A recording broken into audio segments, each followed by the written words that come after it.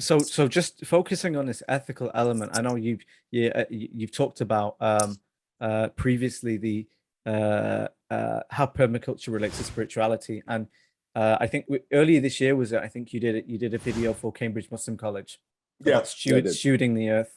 Yeah. Um, uh, that's a really great clip, and it's criminal that it's only 7 minutes long because it's an incredible video. I we'll post a link here.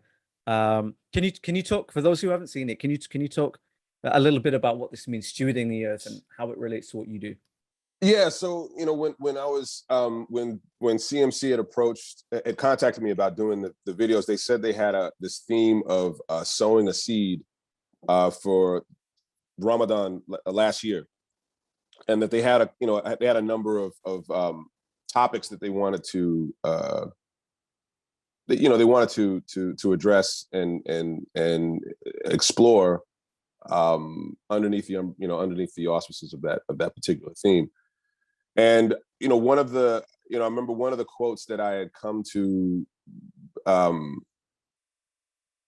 I had come to learn, and I have to credit Sheikh Hamza with this, is he quoted a book written by the scholar Raghib al-Isfahani, and it's from the book The Path to the Noble Qualities or the Virtues of the Sacred Law.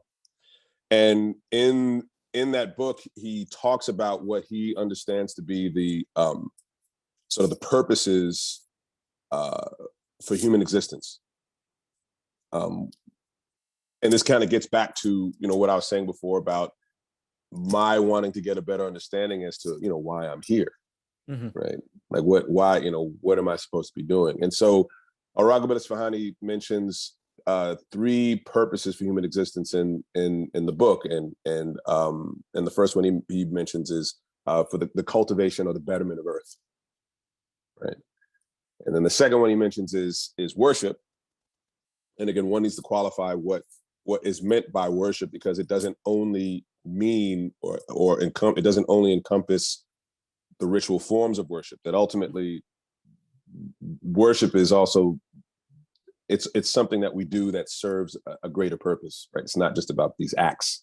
The acts are supposed to be affecting something else. It's supposed to be kind of catalyzing something else. And then the third purpose that he mentions is stewardship or vicegerency, right?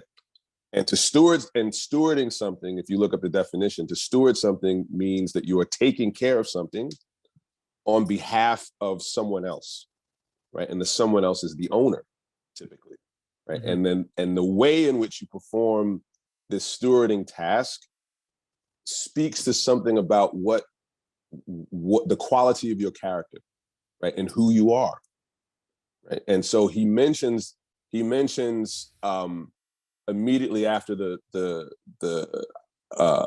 highlighting of these three purposes, he mentions that there is this opportunity for human beings to cultivate specific divine attributes, right? To put on display these attributes. Wow. And the attributes he mentions are wisdom, justice, beneficence,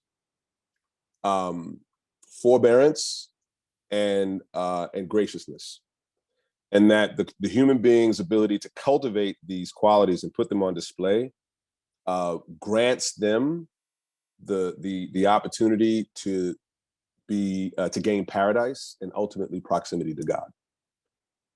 And so in undertaking this work, right, ultimately the goal is what it is that Raghib al-Isfahani identifies in that quote. Right? Ultimately, the goal is to gain proximity to God. But the means by which one does that is by performing this work, which allows for people to develop these divine attributes. And ultimately, it's a way for people to be able to cultivate their sincerity, right? It's a sincere expression of one's faith, right? And how we comport ourselves in relation to the creation, right? Because we can talk all this stuff, right? All that we like, right? But ultimately, the proof in our claim to faith is what we are actually doing in the world. And that's what I'm interested in, is I want to get beyond the rhetoric, right? And I want to actually see how the rhetoric is made real in addressing the things that need to be dealt with in a world that is increasingly becoming, again, more chaotic and more in crisis, right? And that crisis indicates that, okay, well, there must be something happening with the people, because it's people that are actually creating these conditions that are causing these problems, right? So how do we solve that problem?